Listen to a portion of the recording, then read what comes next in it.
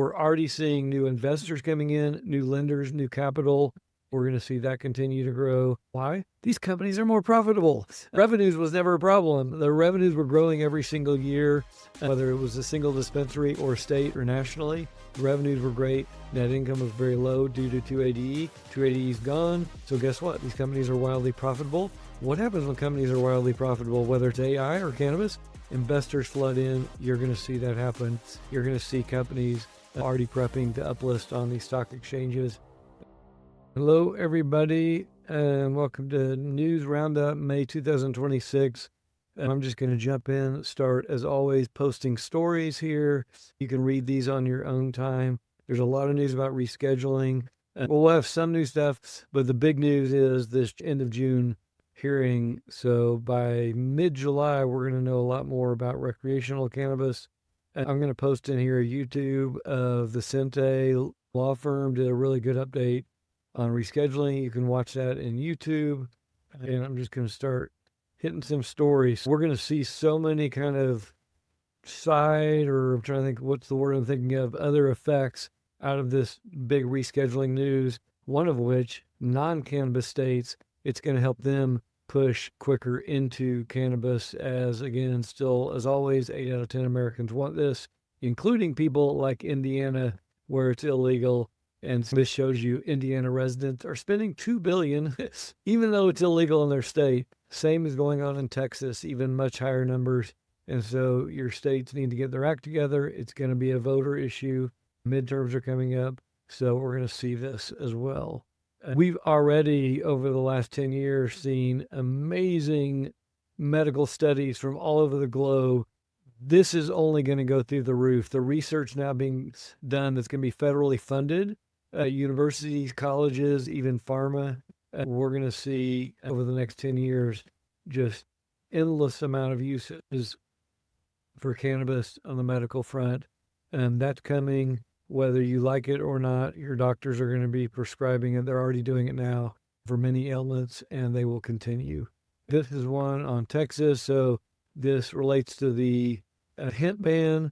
And there's a lot of issues around hemp is supposedly going, or THC-derived hemp is on the docket to be federally illegal after the midterms, a week after the midterms.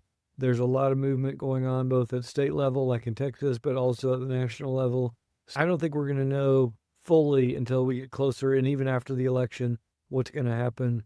And by the way, if the House or Senate nationally flips blue, there's also a big push to introduce full legalization of cannabis, which we got close to with the MORE Act a couple of years ago, and having it look more like alcohol, letting people out of jail. That would be really good as well. So we're going to see a lot of movement on that side as well. This story about DEA is saying, hey, synthetic THC doesn't qualify. And it's good for all the natural organic growers out there that this is more going to hurt pharma. And so I think most of us are for, let's use the real plant. We don't need to make it synthetically. It's easy to grow as well. And here's another one. So California is going to make it easier to access the Schedule 3 benefits. We're going to see this with many states. Talk about if right now, before this hearing in late June, only medical cannabis is on Schedule 3, fully legalized. And that said, 41 out of 50 states have medical cannabis. But you'll see states do things like, let's just issue, if they have both, it's like California and Oregon have medical cannabis and rec. It's still the same thing. It's cannabis is cannabis. You can call it rec. You can call it medical. It's the same thing. So that's idiotic. So California can just say, hey, I'm going to issue everyone a medical license. And then that way, all your weed qualifies for the federal benefits. We're definitely going to see more of that if we don't get full rescheduling in the June hearing, which I think we are. It's a 2-week hearing, and we will know by July 15th. And this story, is it good for Big Pharma? Big Pharma is definitely going to be coming in, and so you're going to see them showing up as well. There's no doubt about it. Here's another non-cannabis state. So this is ironic. First off, Texans, where cannabis is, quote, mostly illegal. There's a few medical conditions. You can get an intoxicating THC derived from hemp in 40,000 locations in Texas today. So Texans are accessing THC in a big way right this second. And every time we do a poll, we know that either 75, 80% of Texans want medical cannabis. So again, get it together, Texan politicians. What are you doing? Your state, your voters want this. They're getting it right now. So go ahead and give it to them as well. Here's another poll. These polls, this is one of the good things about all of our government, state and federal. When we're split or even 40-60 on an issue, it's hard to make changes in this country. But when we're heavily lopsided in favor of something like we are in cannabis, that's why we've seen this movement explode over the last 10 years. That's why I knew rescheduling was going to come, and it did. And the next 2 years, you're going to see just massive growth, unlike we've ever seen. So again, this is, what numbers did I give here? Sweeping majority, 92% on that poll. Wow. And those numbers are just going to go up. And here's another one on Indiana. And the governor says, yeah, we're probably looking at reform here. So we're going to see more of that at the state level. We're going to see cannabis companies uplist. We're going to see more banking, more merchant services. We're going to see more investors, more lenders come in. We're going to be seeing just this growing left and right. Now, for us accountants, this is still up in the air. We're going to see how far 280E relief goes back. It's going to definitely cover 2026. Is it going to cover rec? How many years can we go back? There's a couple of big national lawsuits about this as well right now, working their way through the courts.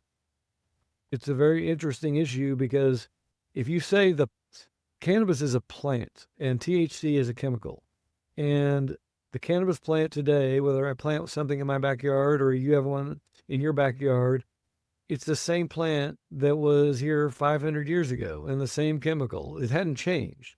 And so if you say, oh, we just realized cannabis was medicine here in 2026, which many people have known now for decades, but finally the federal government says that, it's hard to argue that cannabis was not medicine, say 2012.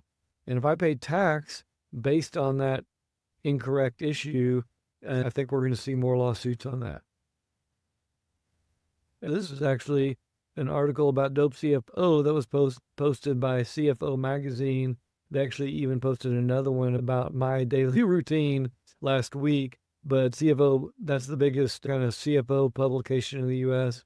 And they did a nice write-up on us as well. So I'll put that in there. And also Ray, my partner, is in that as well. Originally, when the DEA announced the rescheduling, they just had to sign up for dispensaries. This opened it up to farms, manufacturers, etc. as well. Here is a Twitter. If you have Twitter, here is a good feed from Hirsch Jane, is really great industry insider.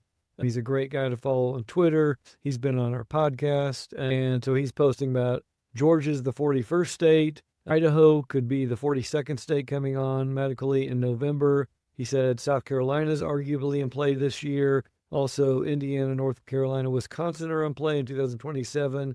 And the governor has until June 2nd to sign a bill. And then a couple other news there. So check that one out as well if you have access to Twitter. He's a great guy to follow. And there's a lot of movement in Washington. We had lobby days, and we have the unity movement, and we have many people in DOPE CFO. The people in our community, DOPE CFO VIP members, about 400 of us, we are members of hundreds of cannabis and hemp organizations nationwide. We're pushing the movement. We were there at lobby days. We donate our time, our dollars, our energy, and this is another great example. So if you're in this industry or you're an accountant or CFO, you need to get involved. That's what we do, and that's what you need to do as well. This is Fund Canna secured a $60 million senior credit facility. So we're already seeing new investors coming in, new lenders, new capital. And they're saying that this access gives them actually more than just they're going to have 10x the level of deployment. So it actually is even much bigger than the 60 million. And so we're finally going to see investors and lenders coming back into the space. So that's good news as well. We're going to see that continue to grow. Why? These companies are more profitable. Revenues was never a problem. The revenues were growing every single year, whether it was a single dispensary or state or nationally. The revenues were great. Net income was very low due to 280E. 280E is gone. So guess what? These companies are wildly profitable. What happens when companies are wildly profitable, whether it's AI or cannabis? Investors flood in. You're going to see that happen. You're going to see companies already prepping to uplist on these stock exchanges. Here is the Virginia governor.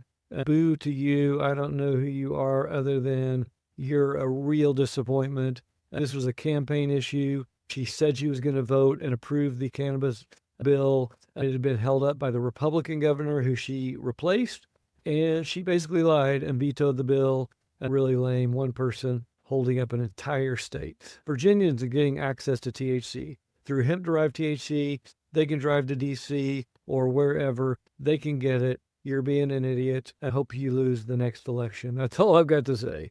Again, people like that are on their way out. It's not surprising politicians on both sides of the aisle promising one thing, doing something else. Price compression in certain markets, that's going to be a continued issue, but pricing will level out. And I think we'll see a bifurcation. Really high level products will demand high prices, and really crappy product will get lower pricing and be more like a commodity. Same in beer and alcohol, coffee and wine. You want a really great beer, it's going to cost you a lot of money. You want to go get a Pabst Blue Ribbon, it's going to be practically free. And we'll see that in every food and beverage as well as cannabis. Here's my last story about hemp. There's going to be a lot of movement in this as well. Really what I think is going to happen eventually, hopefully this year, is hemp's already right this second off the schedules altogether, descheduled. Let's get cannabis there. Let's let people out of jail. Let's decriminalize it. Let's treat all of it like alcohol. That means states get to regulate. You got to be 21, and the states make the regulations, but it's federally legal. That's where we need to be. Everyone who has half a brain knows alcohol is 10x as dangerous as cannabis or hemp, and it's legal. It's not partisan. Democrats drink beer, Republicans drink beer, independents, same for cannabis. Wake up, politician, let's get this done. And we're going there one way or another. It's just a question, is this going to take 1 year, 3 years, 10 years to get fully legal? It's coming, so let's just get it done sooner rather than later. So that is my rant. Have a great week, everybody, and we'll see you next month with our next video.